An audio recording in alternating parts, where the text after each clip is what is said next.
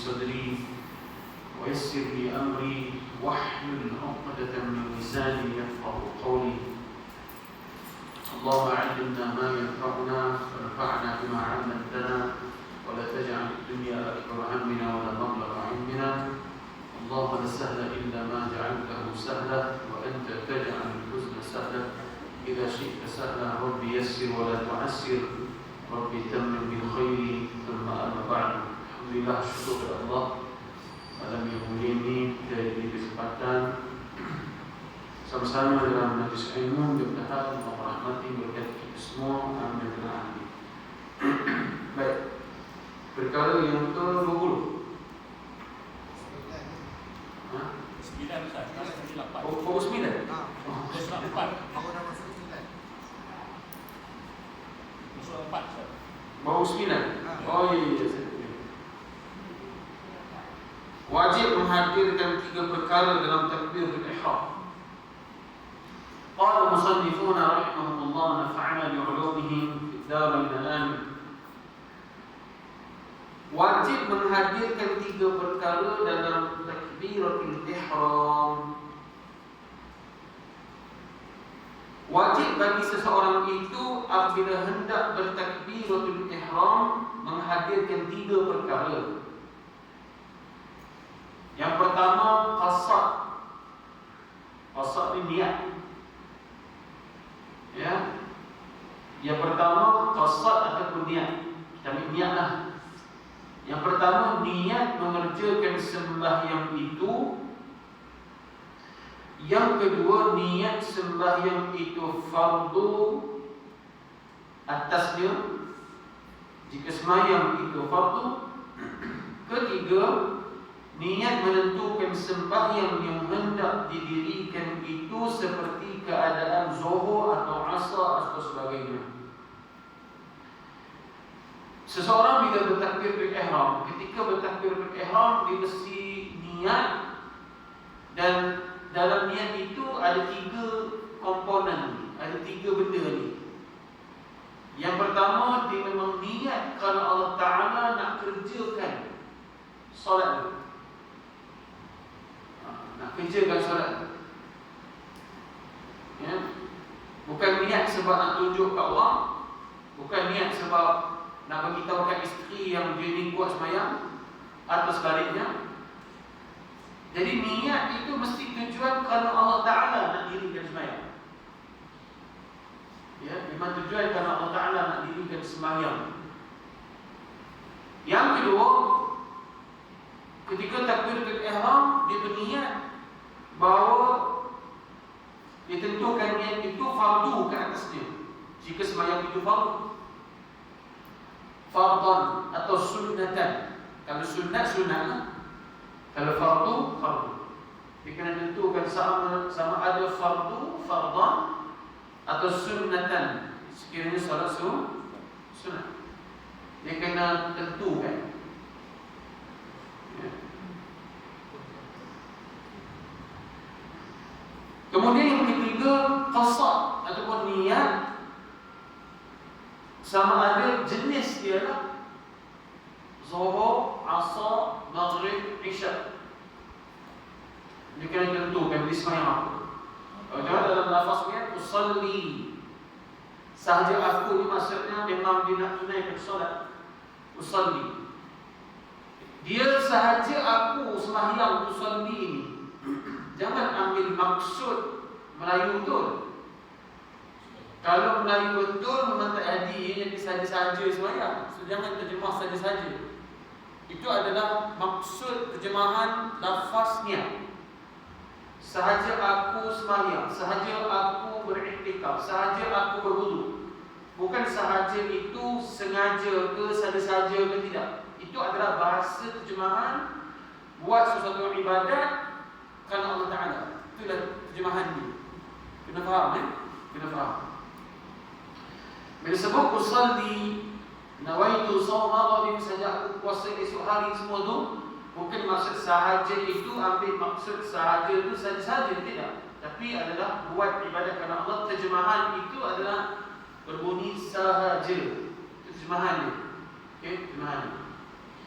Jadi dalam lafaz niat usalli. Okey. Fardha. Itu dah niat yang kedua, yang syarat yang kedua.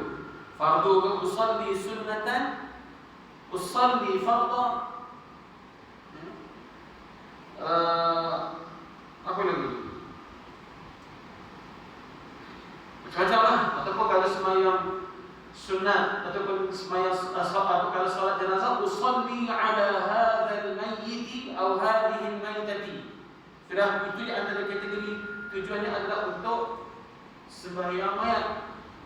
Yang usalli sunnatan pula. Sembahyang jenazah tak ada usalli sunnatan, usalli ala hadzal mayyit ataupun usalli ala hadhihi al-maitati. Kan kalau perempuan hadhihi al-maitah. Kalau ramai usalli ala haula'i al-amwat. Ini kalau banyak jenazah. Kalau Covid, ramai kena Covid mati, nak sembahyang macam mana nak ramai-ramai, usalli ala haula'i al-amwat. Ya, sembahyang ke atas seluruh. Macam kita pergi Masjidil Haram, Masjid Nabawi, dia kata as-salatu 'ala al-amwat. Maksudnya ramai itu. Kan? Dia ada suruh amwat. Amwat tu jamak plural bagi mayit. Yang ketiga, kita tengok usalli fardha subhi.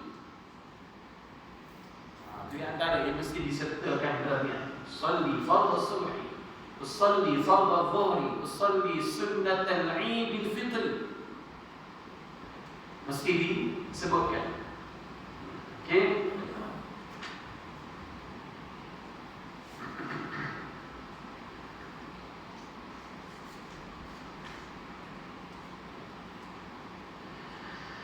Baik, ini sembahyang, tapi yang qasad yang menentukan sembahyang itu disertakan dengan bilangan rakaatnya, arba'a raka'atin, raka'ataini, semua itu. Okey. Kalau fardu, kalau sunat boleh tak sunat tak disertakan? Boleh. Antara solat sunat mutlak, saat jadi sembahyang sunat tak disertakan berapa rakaat. Boleh. Bila masuk rakaat kedua, ada masa lagi, tambah lagi dua, terus bangun. Tak boleh. Tapi kalau fardu tak boleh. Contoh sembahyang jamak. Ya, sembahyang jamak kita niat qasar, sembahyang zuhur, ikut imam yang tamam. Jadi imam tu baru rakaat 3, dia pun tak tahu macam mana. Tadi niat qasar 2 rakaat, dia terus bangun ikut imam pada rakaat 3. Boleh? Tak boleh. Batal solat dia sebab dia dah tentukan berapa rakaat fardu. Okey? Macam mana nak buat? Kita terpaksa mufaraqah. Faraqah bisa. Bisa. Okey, boleh? Dan jika pada sembahyang Jumaat, maka wajib ditambahkan atas 3 perkara di atas dengan 1 perkara lagi. Apa dia? Iaitu menghadirkan niat mengikut imam menjadi makmum. Okey. Mengikut imam menjadi makmum. Tengok bawah tu. Niat adalah rukun yang pertama daripada rukun-rukun sembahyang yang 13. Niat yang pertama. Dan erti niat itu ialah qasar, memperbuat sembahyang dengan hati. Niat ni masuk qasar. Qasar ni, qasdun ni masuk tujuan. Qasar. Bahasa Arab panggil qasar. Niat itu maksudnya tujuan ataupun apa yang dia nak buat dalam hati dia. Panggil qasar, niat. Dan jika sembahyang itu fardu, dan jika ada ia fardu nazar atau fardu kifayah sekalipun, maka wajib dalam takbirnya 3 perkara. Saya kata apa? Jika sembahyang itu fardu, atau sembahyang fardu nazar atau fardu kifayah, maka wajib dalam takbirnya 3 perkara.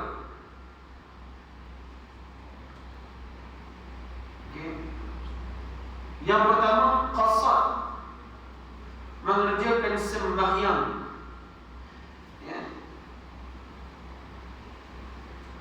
Qasad, okey. Apa dia fardu nazar? Fardu nazar ni, kalaulah pukul 11 kalau anak aku berjaya SPM, contoh, aku nazar, aku nak sembahyang fardu zuhur. Maka zuhur tu dia jadi fardu dan fardu nazar bagi dia. Dia nazar fardu. Okey. Pertama, keduanya sunat nazar. Dia jadi fardu jugalah, dia jadi wajib. Sunat berubah menjadi wajib. Wajib nazar. Kalau anak aku berjaya, kita anak dia tak berjaya. Jadi anak dia kata dia nazar ni salah satu bila kita niat satu benda yang kita rasa macam benda tu susah nak jadi. Macam seorang dia mohon kenaikan pangkat ke minta mohon sesuatu jawatan, dia rasa macam dia tak dapat ke ramai orang ke, ada 200 orang nak guna satu jawatan. Macam mana isu kita rasa tak serai kan, contoh. Dia jawatan BM apa sekarang? Jawatan BM pun jauh lah. Jadi kan dia bernazar, kalau dah aku dapat jawatan ni, maka dia niat kan, aku akan sembahyang sunat 200 rakaat. Itu nazar. Rasa kita dapat, tiba-tiba dapat. Macam sunat itu menjadi fardu nazar, dia kena buat. Okey, baik. Jadi kalau fardu kifayah apa? Sembahyang jenazah dan juga fardu nazar. Okey. Ketika sembahyang itu mesti dia kata apa? Maka wajib dalam takbirnya itu 3 perkara mesti disertakan. Yang pertama, qasad, mengerjakan sembahyang. Ertinya menyahajakan perbuatan sembahyang. Usalli lah. Usalli, kita sebut usalli. Ataupun dia memang qasad usalli, tujuan memang untuk sembahyang tanpa paksaan, dia pada dari hati. Yang pertama. Kedua, mensabitkan fardiyah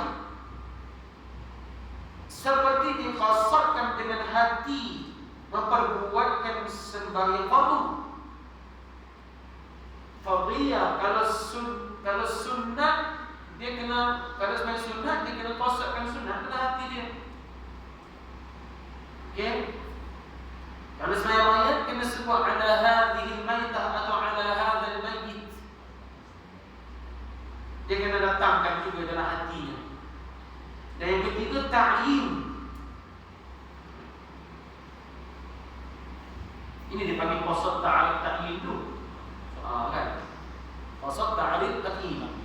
Qasad yang pertama usalli, ta'rif yang kedua jenis fardu atau sunat, yang ketiga baru ta'yin.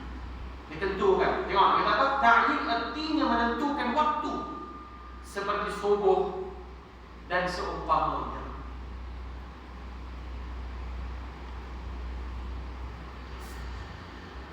Okey.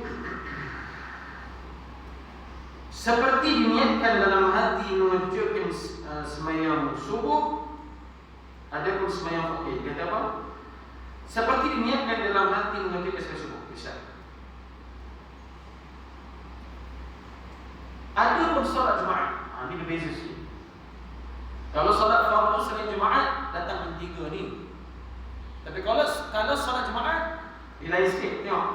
Ada pun sembahyang fardu Jumaat hendaklah ditambah satu lagi, iaitu niat imam jika ia jadi imam, atau makmum jika ia jadi makmum. Sebab imam Jumaat, katalah khatib, bila dia habis khutbah dia turun jadi imam, Maka khatib yang jadi imam itu yang Jumaat yang wajib dilaksanakan itu berimamkan imam yang khatib tadi. Ataupun kalau khatib tak larat dia nanti orang yang jadi imam, suruh naik jadi imam. Okey, maksudnya imam yang jadi imam Jumaat itu yang kita wajib ikut Jumaat tadi. Ada pun orang yang sembahyang Jumaat, katalah dia masuk pada rakaat kedua, okey, kemudian bila dah bagi salam, dia tambah satu rakaat lagi yang ditinggal. Tiba-tiba datang orang yang terlambat, dia tepuk belakang orang yang sembahyang yang tambah satu rakaat tadi. Masa dia tepuk tu, imam itu dia tak boleh buat makmum tadi, dia tidak boleh ikut imam itu dengan 2 rakaat Jumaat. Dia tak boleh. Dia kena buat 4 rakaat Zuhur. Sebab makmum tadi dia tak boleh jadi imam Jumaat. Yang jadi imam Jumaat tu hanya imam yang di sini. Dia berbeza dengan solat fardu lain. Kalau fardu Zuhur 4 rakaat, makmum yang tambah rakaat di belakang tu kata ada 1 rakaat lagi ditambah, datang pula orang baru dia tepuk belakang makmum tu boleh jadi imam untuk solat fardu dia tu, dan dia makmum tu pun boleh berniatkan ataupun makmum ini boleh ikutlah apa yang imam tu kalau niat Zuhur tak salah. Apa berurusan Ustaz boleh ya? Macam mana? Maksudnya berurusan dulu. Betul salah. Tapi disebut dalam ni tambahan kepada solat Jumaat, imam niat imaman, makmum niat makmuman. Sebab apa makmum kena niat makmuman? Makmum tadi dia tak boleh jadi imam Jumaat kepada makmum yang datang lewat. Sebab ada khatib tadi. Jangan? Sebab dia imam tu mana adalah imam yang khatib itu. Maksudnya imam tu yang jadi imam lah. Jadi sama ada khatib jadi imam ataupun khatib tu dia tak larat dia bagi ada satu imam tu naik untuk jadi Jumaat. Maksudnya siapa yang jadi imam Jumaat itulah. Imam Jumaat itu dia niat imaman, makmum Jumaat niat makmuman. Iblis di mata Asy'ari. Ya.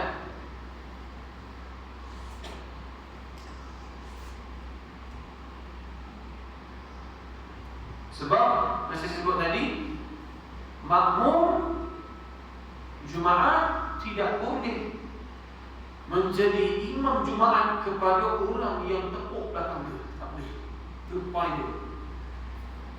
Sebab imam Jumaat adalah imam yang mula-mula dia.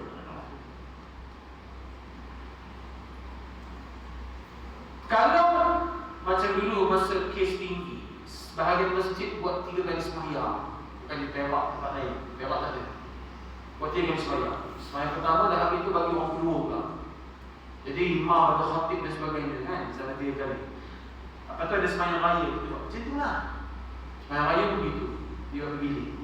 Jadi maksudnya kalau kelompok kedua adalah kelompok kedua yang ada khutbahnya, kemudian ada imamnya sama seperti yang komplain pertama. Sila, tak ada masalah. Okey. Dalam bab ni kecuali istikhlaf. Istikhlaf tak apa. Apa istikhlaf?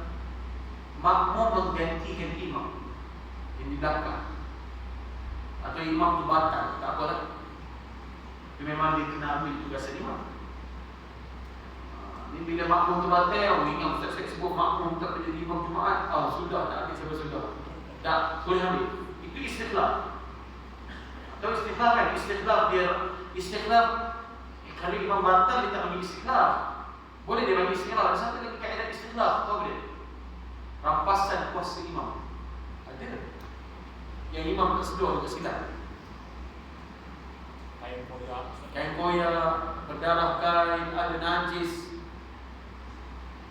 Macam mana buat imam yang belakang tu dia kena ke depan, diri sebelah imam. Dia diri sebelah imam. Imam yang faham, dia batalkan solat.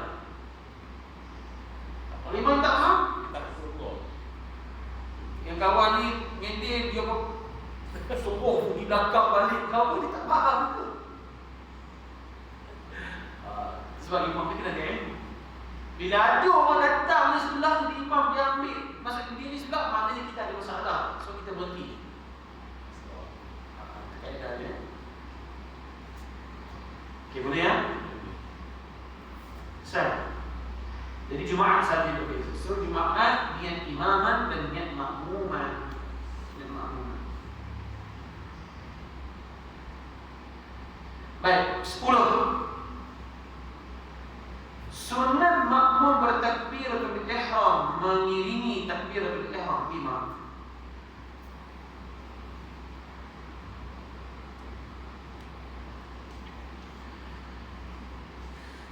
Disunatkan bagi makmum segera bertakbiratul ihram sebaik sahaja selesai imam mengangkat takbirnya, supaya ia mendapat fadilat takbiratul ihram. Kerana tersebut di dalam sebuah hadis, barang siapa yang menghadiri takbiratul ihram 40 pagi, ditulis baginya 2 kelepasan dari api neraka dan kelepasan dari nifaq munafik. Tengok nombor 2 bawah. Takbiratul ihram mengiringi takbiratul ihram imam, dan tersebut dalam kitab Syarhul Muhadzab. Fadilat takbiratul ihram itu boleh dicapai dengan tidak diganggu was-was zahir. Dan dengan ini nyatalah bahawa orang yang diganggukan dengan was-was yang zahir itu tidaklah ia mendapat fadilatnya. Berserahan jika ia diganggu dengan sedikit was-was sahaja, nescaya dapatlah fadilat itu.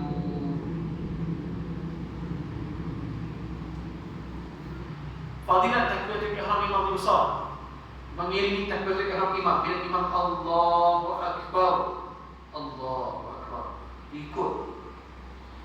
Bila imam Allahu Akbar, ikut Allahu Akbar. Kita dah cerita dah pada perkara yang sebelum ni. Perkara yang keempat, perkara yang ketiga. Antaranya kita sebut ni perkara yang kedua, kita sebut dah. Bila imam takbiratul ihram, bila dah iqamah, kita kena segera masuk saf, bersedia untuk angkat takbir. Sebab apa bersedia untuk angkat takbir? Sebab fadilat takbiratul ihram itu besar. Besar fadilat takbiratul ihram. Jadi bila itu sebab dalam sembang-sembang ada setengah tu bersembang kawan kan? Dan takbiratul ihram sembang kawan. Imam tu atau memain handset. Kita tengok ada perbahasan awal yang bila imam dapat takbiratul ihram, bila imam dapat takbiratul ihram, imam baca Fatihah, imam baca surah. Bila imam dah buat lakum dinukum, imam takbir Allahu Akbar. Imam wali jadi imam rukuk. Macam mana dia? Nak rukuk tu kan nak ambil Fatihah. Cuba dibahaskan.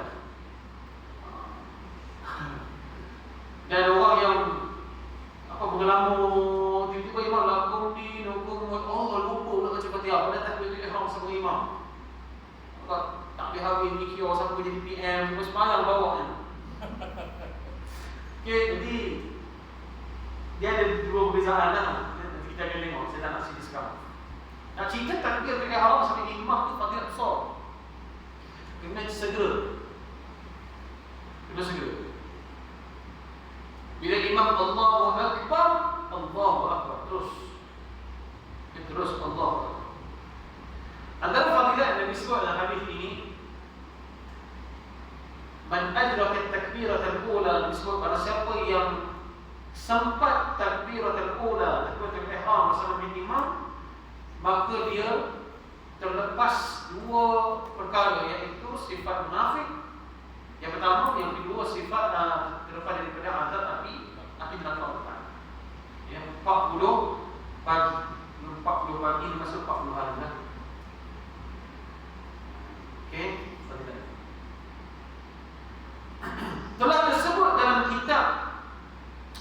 Tapi yang was-was pula, macam mana yang was-was? Was-was zahir. Was-was yang Allah. Adakah yang hafalkan, kalau sebagai ulama bahaskan dia tak dapat fadilah. Tapi jangan risau. Disebabkan was-was itu ada ganjaran lain yang Allah berikan. Sebab yang disebut bar itu adalah bar dengan imam Allahu Akbar, dia Allahu Akbar.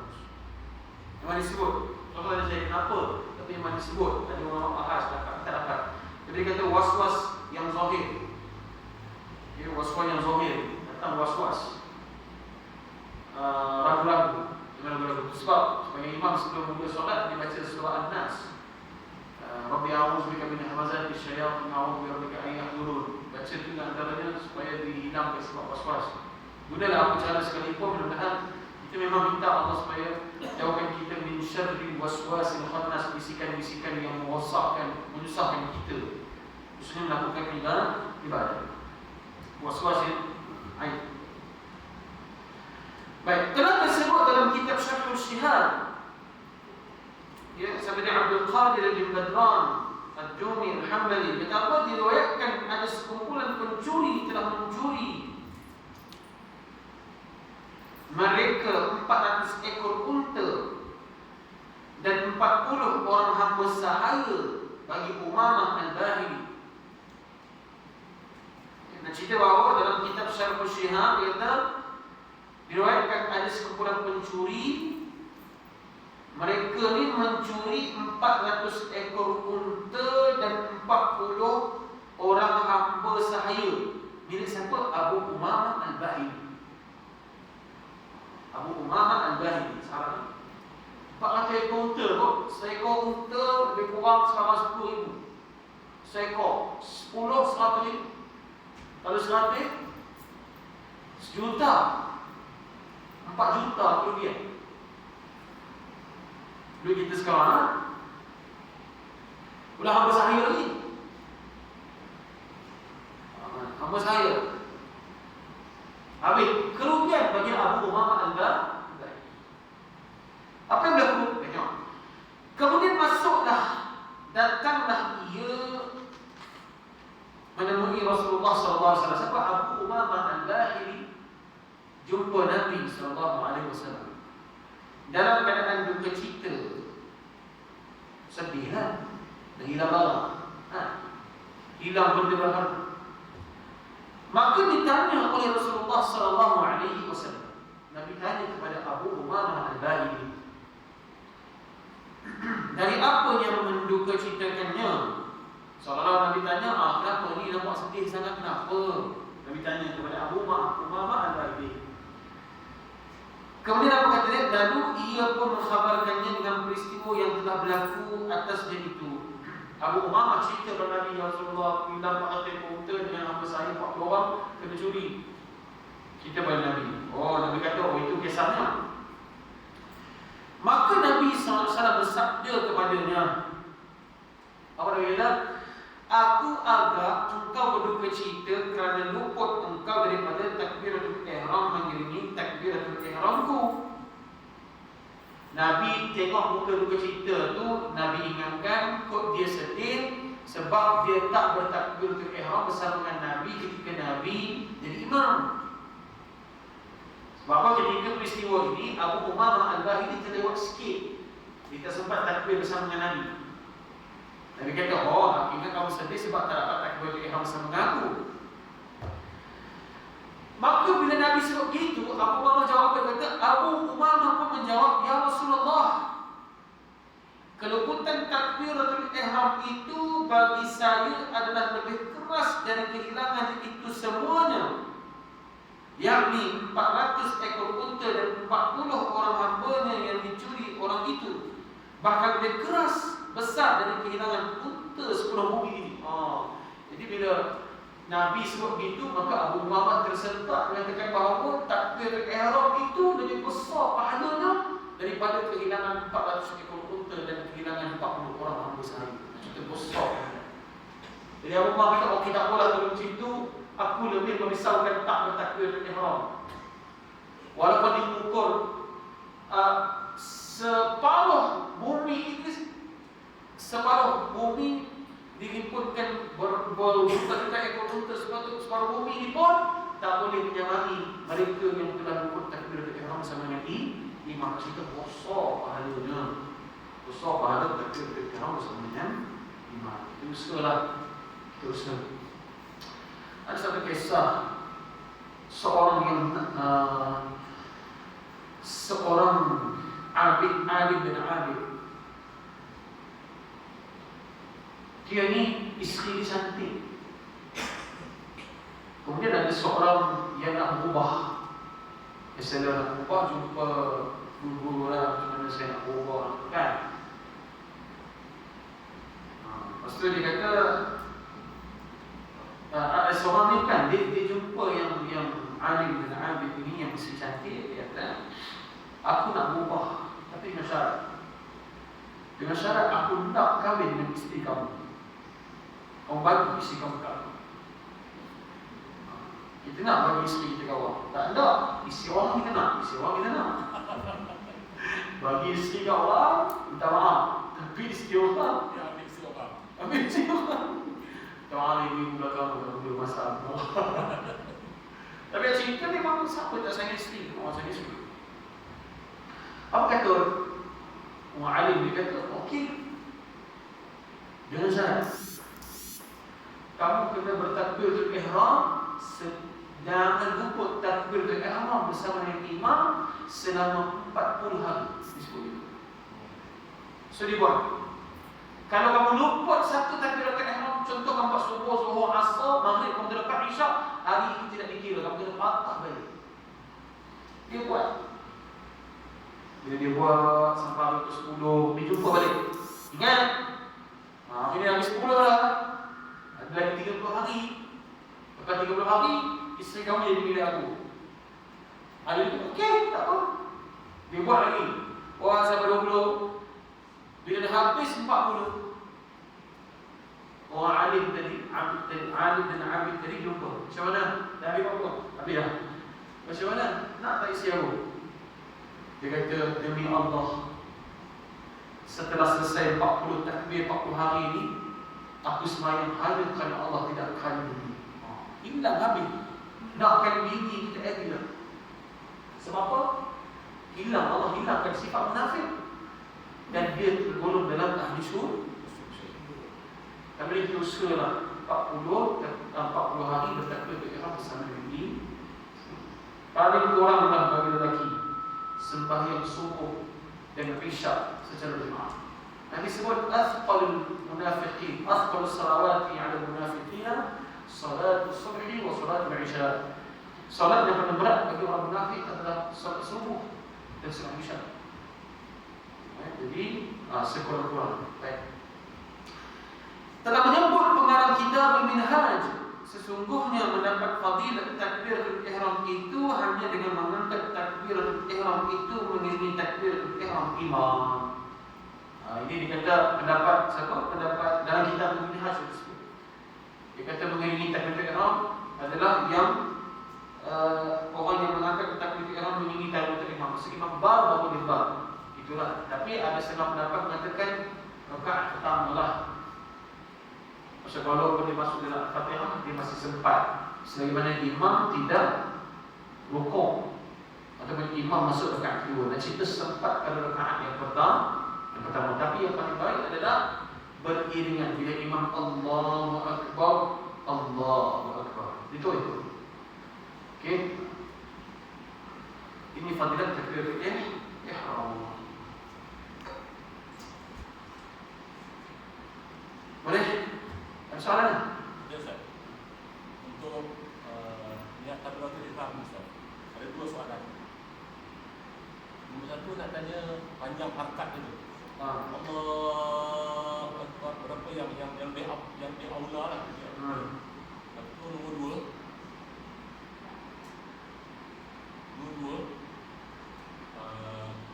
misalnya saja sudah zuhur, barakat itu kan kerana Allah Ta'ala.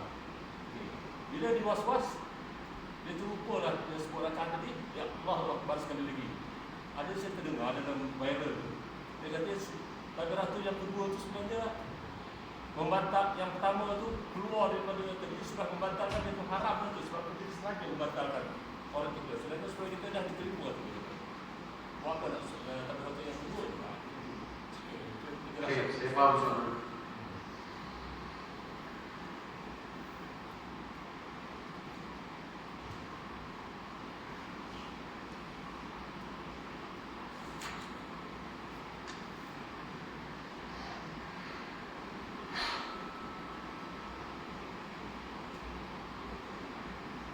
Yang soalan yang kedua tu pada perkara 14 dia sebut. Sampai ke saya. Tapi tak apalah sebab nak tanya saya boleh jawab. Okey, bagaimana panjang lafaz Allahu Akbar? Sebenarnya Allahu Akbar ini jangan dipanjangkan. Yang itu pun dalam dia disebut. Perkara 13. Bukan perkara 13, tak balik kita bahas. Hukum mat memanjangkan takbiratul ihram. Perkara 13. Disunatkan bagi imam dan makmum janganlah memanjangkan mat pada takbiratul ihram. Perkara 13, muka surat 7. Ada. Dia sebut tu. Disunatkan bagi imam dan makmum janganlah memanjangkan mat pada takbiratul ihram. Dan hendaklah imam itu menyaringkan dengannya dengan segala takbir, iqalat dan sembahyang. Ada pemakmum taklah disirkan perlahan dengannya dengan segala takbir dan sembahyang. Mereka jika maksudnya jangan dipanjangkan Allahu Akbar. Disunatkan tidak memanjangkan. Jadi kalau dipanjang, kalau dipendekkan dapat pahala sunat. Macam Allahu Akbar. Dah. Untuk dua harakat. Allahu Akbar. Allahu Akbar. Jangan. Allahu Akbar. Dah. Itu baik. Dua harakat. Mat ta'zim dua harakat. Ini kalau di hujung sahaja yang 4-6 ke mat al syukur. Jadi kalau di tengah-tengah ataupun di apa macam tadi Allah di tengah-tengah, maka dua harakat itu Allahu Akbar. Okey? Pertama. Kedua, kecuali mubalik boleh dipanjangkan. Mubalik ini sebenarnya di mazhab Syafi'i memang tak sah mubalik ini. Kalau mazhab Hambali, Maliki buat seperti Masjidil Haram. Tapi mazhab Syafi'i tak. Mubalik itu tujuannya kalau tak ada mic. Masjidil Haram tu bila imam disujud, dia mic dia tak ikut, tak kena di sini. Dia mic tu stand, so bila sujud tu tak dengar. Jadi itu yang ada mubalik. Tahu mubalik yang sambut tu. Mubalik. Kan? Allahu Akbar. Allahu Akbar. Mubalik.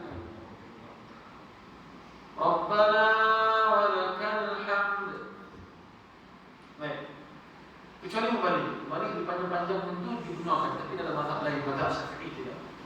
Kalau kita cukup sekarang Allahu Akbar. Allahu Akbar. Dah. Allahu Akbar. Pada takbir ihram. Ada pun takbir intiqalat yang lain. Ya. Disebut dalam ni. Bertakbir ihram okey.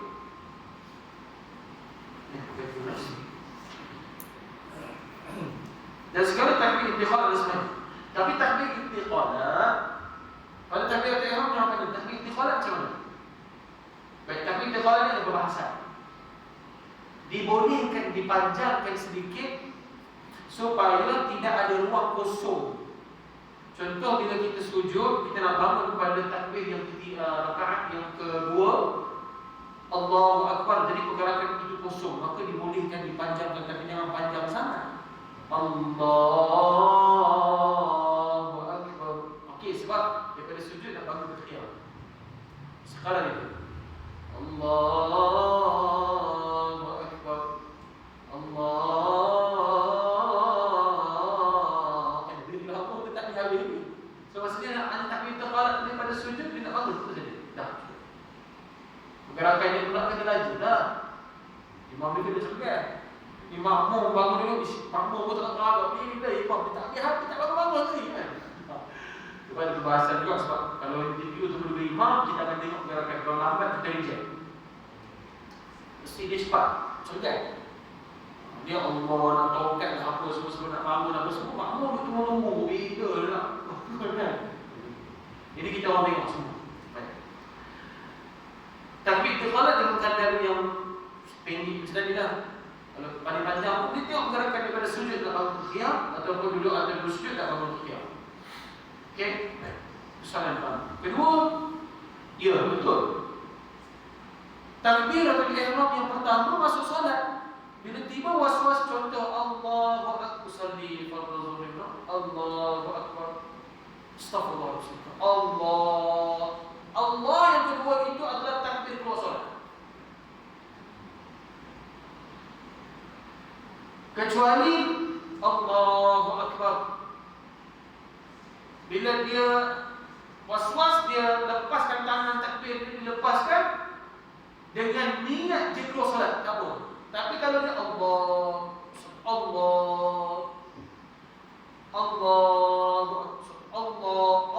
yang kedua itu adalah keluar solat. Allah. So macam mana yang masuk solat? Takbir yang ketiga masuk dia. Maksudnya takbir yang kedua itu keluar solat, takbir yang ketiga masuk solat. Maksudnya takbir yang ganjil masuk solat, takbir yang genap itu keluar solat. Sekiranya dia keluar tak betul, dia keluar tanpa niat. Tapi kalau dia keluar dengan niat, tak apa. Allahu akbar astaghfirullah. Dia keluar dengan niat, maksudnya dia batalkan takbir pertama. Dia bawa Allahu akbar. Baik, saja batalkan boleh haram hukum jadi kita bahas. Ini bagi was-was. Yang bagi was, itu respons. Sama. Nanti boleh baca perkara 13 dan 14. Dalam tu ada skor. Mungkin panjang waktu kita bahas. Okey, soalan lain silakan.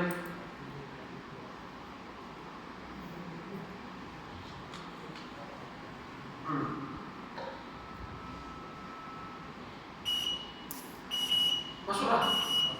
Okey, sallallahu alaihi wasallam Muhammad wa ala alihi wa sahbihi